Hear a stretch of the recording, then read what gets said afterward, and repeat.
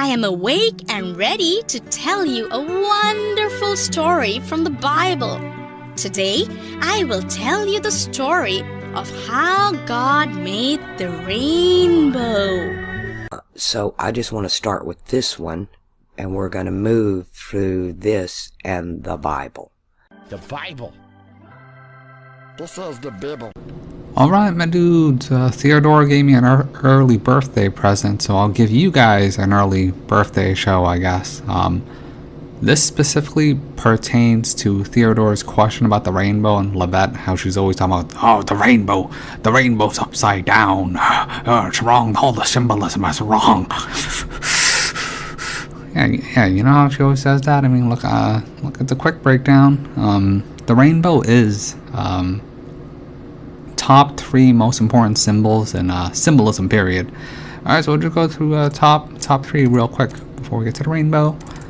Number 1 is the quintessence. I mean, this symbol is actually drawn wrong, but I don't think a lot of people realize it. It's the circle, triangle, square, circle. I mean, that's wrong. It actually should be a triangle into a circle, into a square, because the smallest polytope that contain a circle is a triangle. I mean, that's why the triangle is always the most important symbol in terms of just geometry, period. Alright, then we got, obviously, this symbol, the symbol that shall not be named. Look, man, this actually is the most important symbol. It's so dangerous that you can't even say it, and they demonized it for a reason. So I'll explain a little bit, but just so you know, this is gonna look. Don't get fooled by the stupid opening. All right, this is a very high level video. All right, whatever. Let's just get through it. It's actually what time is it?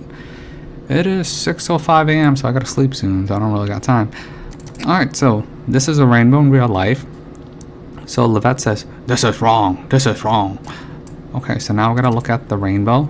So this is the rainbow flag that they portray, right? So why is it wrong? Okay, it's wrong for one simple reason. In real life, this is a real life rainbow. So in a rainbow, it's a refraction of light into several colors. And the reason why red is on top is because red is it's the one that bends the least. It's like the lowest frequency.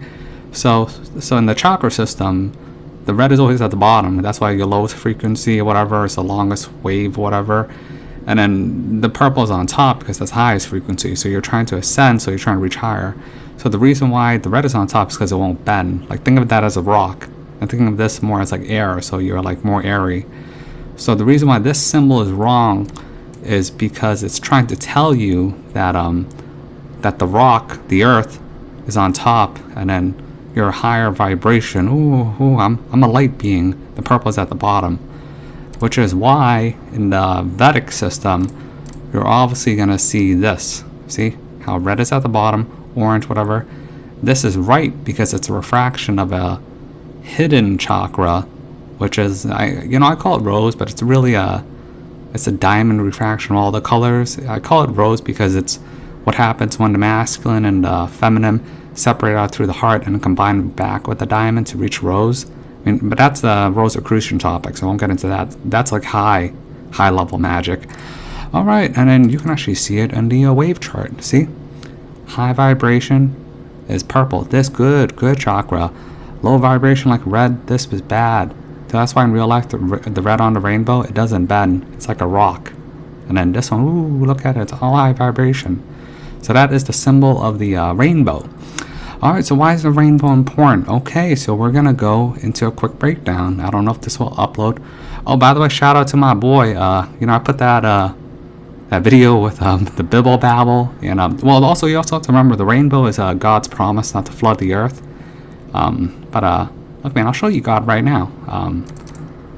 This is an important video if I'm showing the architect. The first matrix I designed was quite naturally perfect. Flawless. Well, in the first Matrix, he's referring to the Golden Age. Alright, but this isn't really a Matrix video. So, by the way, this guy, Mr. Colonel Sanders, he is the personification of this bad boy, Mr. Jabulon. I actually can't believe they showed you this. Alright, but that's just a little quick cameo from God, the God of the Matrix. Like, if you haven't figured out, he's very AI-like. Alright? The Demiurge. So, I mean, this isn't the real God. Alright, so let's keep going. So we're gonna look for some clues about the rainbow, alright? So here is, so when you think of truth drops in movies like The Songwriter, you're looking for certain clues. Alright, so what is the most iconic movie of all time with the most truth drops? I'm talking about higher than The Matrix. It's not Dark City. It would be The Wizard of Oz, okay? No one has the ability to break down The Wizard of Oz because you need to understand symbolism, Tibetan Book of the Dead, Emerald Tablets of Thoth, high-level alchemy and magic, far beyond Levette's capability. So let's listen to Dorothy real quick.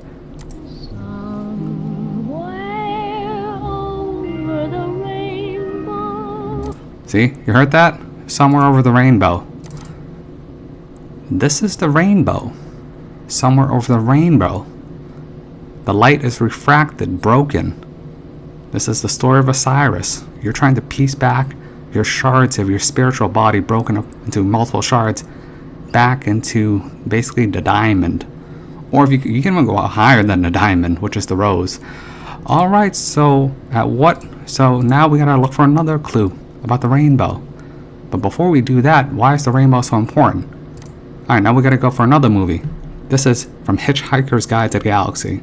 People don't understand this. Like, you need high autistic levels of understanding.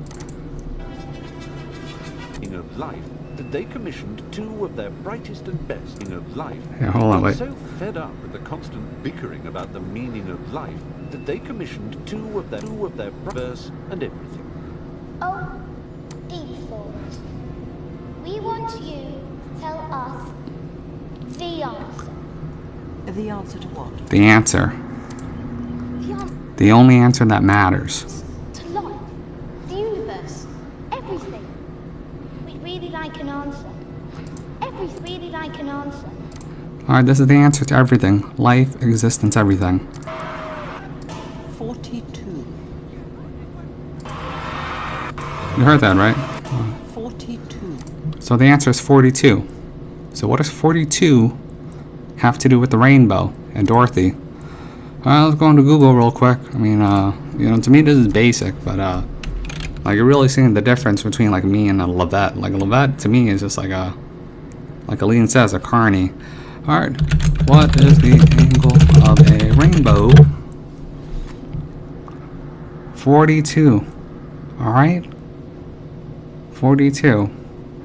I mean, this has more like to do with the ascendancy of your own age as the soul progresses. It's like 42 is the most important age that a spirit incarnated into a physical body has. I mean, there's very specific dates. 30, then you just pair for 3 years for 33. That's the Messiah numbers. But 42 is the apex of the arc of the rainbow.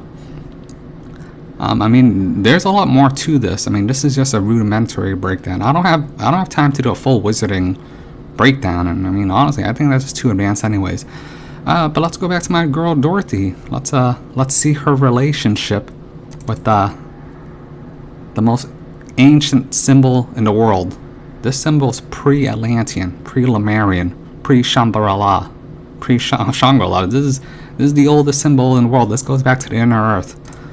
Let's see. Oh no, I'll never get it. By the way, this scene, the most important scene in movie history. If I broke down this scene, it would actually answer not of this Earth's question where he's like trying to figure out how to get out, where she's trying to get back home. But everyone knows the scene. But here we're gonna go look at the back at the very end. Oh, hold on. I'll play a little bit of some of it. Tell her before. Because she wouldn't have believed me. She had to learn it for herself. What have you learned, Dorothy? Well, I think that it... Then close your eyes, your heels together, your heels together 3 times. Okay, here. See? There's the ruby slippers, but notice that there's red at the bottom and blue at the top of her head. This scene is mentioned in the Tibetan Book of the Dead. And think to yourself, there's no place like home. There's no place like home. You're trying to go back home, alright, from before you came to this matrix. But I have to skip around just because of copyright. See this? Look at the wand. It's spiraling. All right, where have we seen a spiral before? Right here. This symbol is a spiral. All right, the original spiral. There's no place. See, the wand is over her or whatever. See? Spiral right here. That is the symbol of the swastika. Imagine this transfixed over her forehead.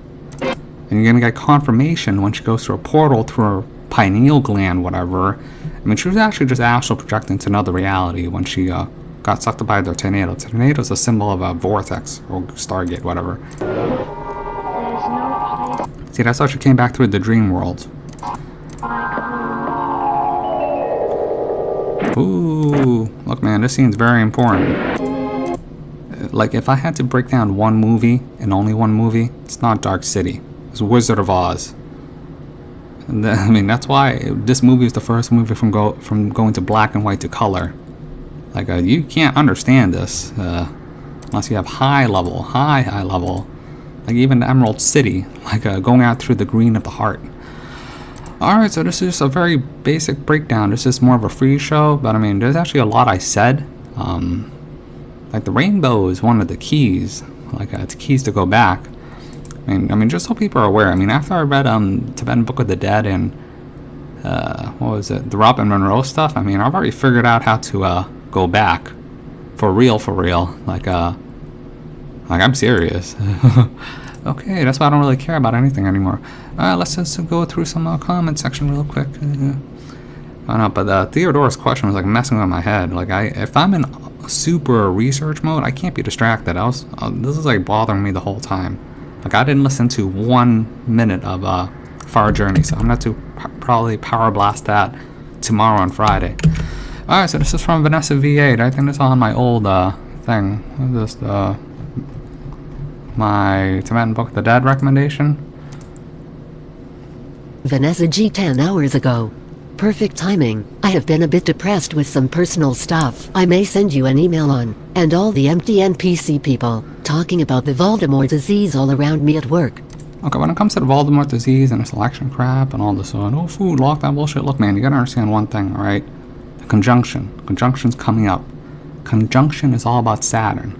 Saturn is the slave master of time, the taskmaster. You're gonna come up with the choice real soon. Everyone's making the choice of being a slave or being a master, or choosing your own destiny. That's why this thing is dangerous. Like, I'm actually using this conjunction to solidify my state of consciousness and use time. Like, I'm forcing myself to go data mine these audiobooks for information to help everyone here basically enlighten. Like, if you can tell just by the way I act on my channel compared to other people where they're running around like dogs being shaken in a cage, or like, oh, lockdown this, oh, humanity, oh my god, evil, the force B word, Look, I don't care, alright? We're in a very dangerous intersection. You have to get your spirituality right now, because things are going to be very bad soon. So you got to find refuge in yourself. Like, I mean, that's why, I always try to make jokes, even my opening, so. Vanessa G 10 hours ago. Perfect timing. I have been a bit depressed with some personal stuff I may send you an email on, and all the empty NPC people talking about the Voldemort disease all around me at work. I have a credit on Audible that has been waiting on me to decide what book I want next. The Tibetan Book of the Dead, as I too want to create my own universe upon death. Lol. And Kevin, I'm not Vanessa, I'm Vanessa G, man. Dot. What? Well, I mean, I know you're Vanessa G. I just say that you're Vanessa VA to trigger Matt when he's watching my videos. It's really funny to me. I mean, if you were going to ask me that question, I mean, look, first of all, I already know what question you're going to ask me. Like, how do I create my own reality upon death? It's possible. Like, I finally figured it out, but honestly, I just figured it out like 2 days ago. It's,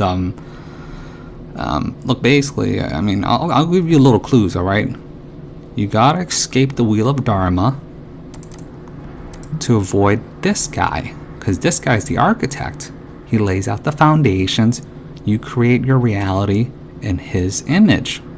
So when you get out of his reality of the 6 realms and the Buddha realms, you have fully unlimited creative, libido, psychic energy to make your own reality. And in terms of even the word libido, I mean, Sigmund Freud gets that word wrong. I mean, that's like psychic recharge energy, where you go back to the original realm where you came from, which is the realm out of here, to basically update your psychic energy. I mean, Carl Jung does a very good explanation. It has nothing to do with like base level chakra energy of the sexual thing. I mean, you're supposed to overcome that and rise up. I mean, it starts at the base like an animal, but you can use that psychic libido energy. It's really creative energy, which is like the diamond energy. But for some reason, Sigmund Freud, he always brings it back to sexual repression. I mean, Sigmund Freud's theories has fucked up a lot of people's heads. Like, if you actually go through Carl Jung's refinement of Sigmund Freud's theory of psychic recharge, I mean, it's way better. I mean, I don't know if I should explain that. It's a bit complicated, but I mean, that's why I like Carl Jung. Carl Jung is like way smarter than Sigmund Freud. All right, well, that would be Vanessa G. Like, now I can't trigger Matt anymore. Thanks a lot. Like, it was a running joke for a while. No one caught it. Let me see. Let me go through some other comments. Like, this is gonna be a quick show just because it's like I gotta sleep soon. Let's see, Soma77. You want a better translation? I mean, let's see.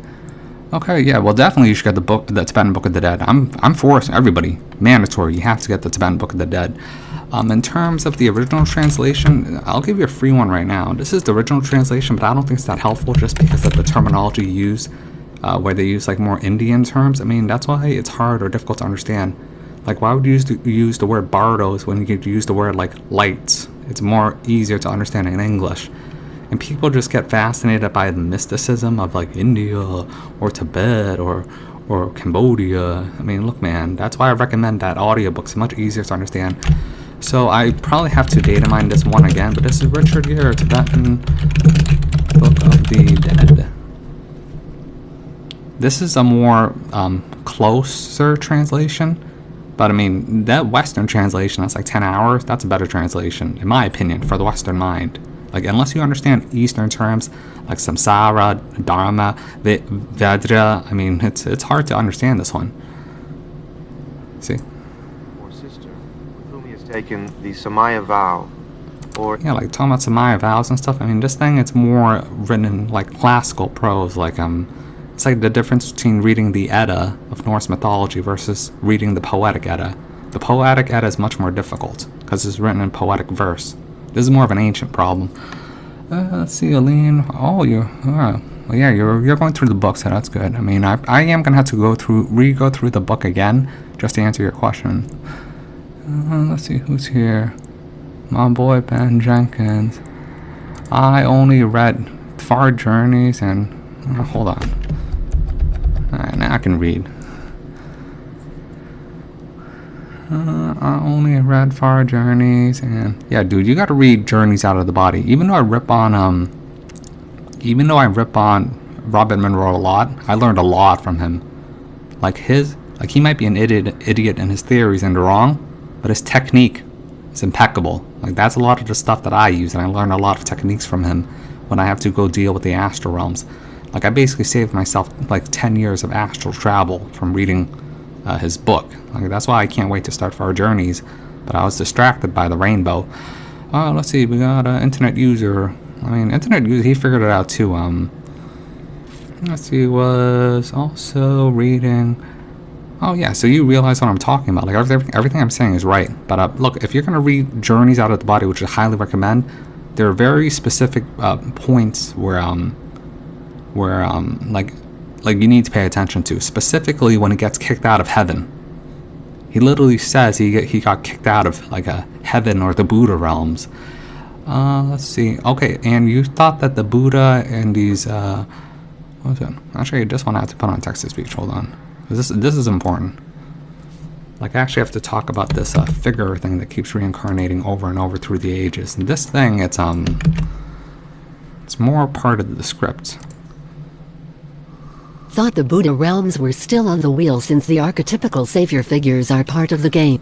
No, the Buddha realm is outside. It's outside of the Karma, Mara, Yama thing. Like, I answered this in the response. So it'd be demigod, gods, human, animal, hungry ghost, and hell. So that's 6. The Buddha's realm is the realm that you came before you came into the architect's playground.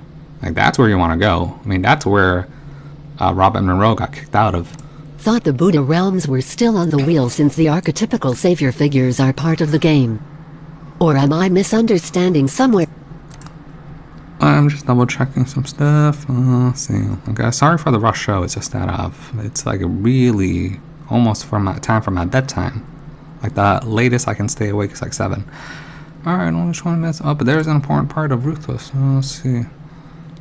Okay. Well, first of all, what is it about? Entities? Well, first of all, I mean, if you actually go through Robert Monroe's journeys out of the bodies, he has several encounters with these weird entities or parasitic entities or shadow beings or shadow people.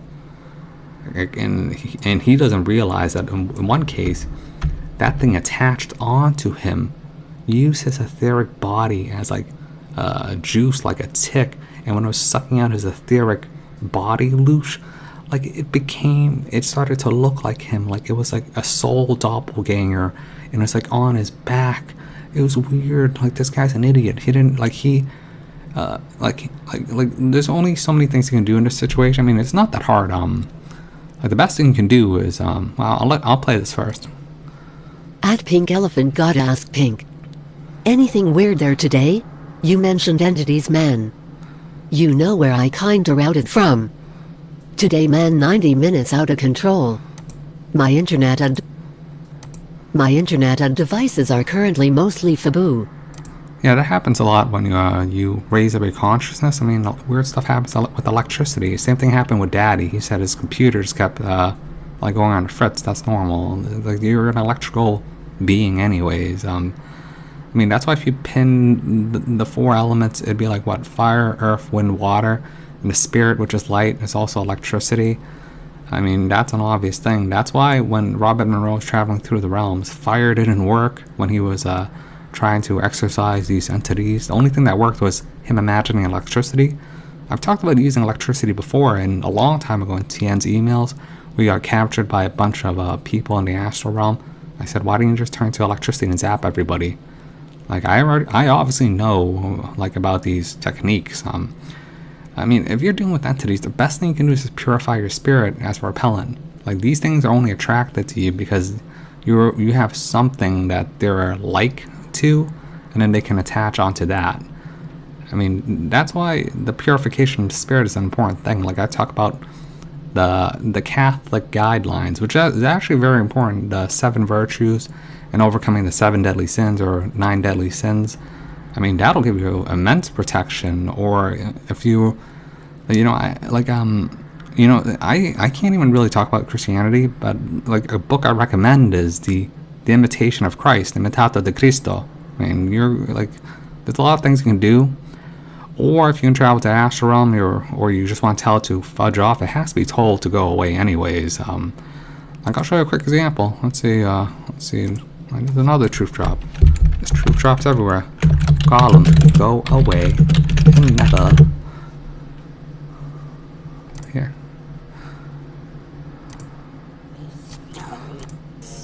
It was me. Okay. See? No. Leave now and never come back. Yeah, see, it'll get mad, but if you just impose your will and say go away and never come back, it has to leave. Like, these things, a lot of people just don't understand basic rules. Like, if you can't do it in the shadow realm or locale 1, just like stand in the corner of your room when no one's watching, and then at the corner, because these things like to sit in angles and corners, you just yell that. It has to be at least told once, with the power of your voice, with will. Like, for example, Aline has a machine elf attached to her and she doesn't realize it's still there. I mean, come on. Whatever, this just ends the show. I apologize. There is actually a lot to talk about when it comes to The Wizard of Oz, specifically this scene. No.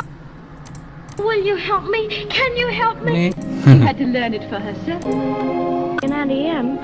Yeah, what she had to learn is that she could always go home, but she didn't know how. But she just had to, click her heels and imagine, like this scene is very esoteric. Like I mean, I would probably have to break this down when I do Not of This Earth's personal video where he wants to get out and never come back, where he just stays in the Buddha realms or whatever. Alright, so that just ends the show. Alright, bye guys, bye.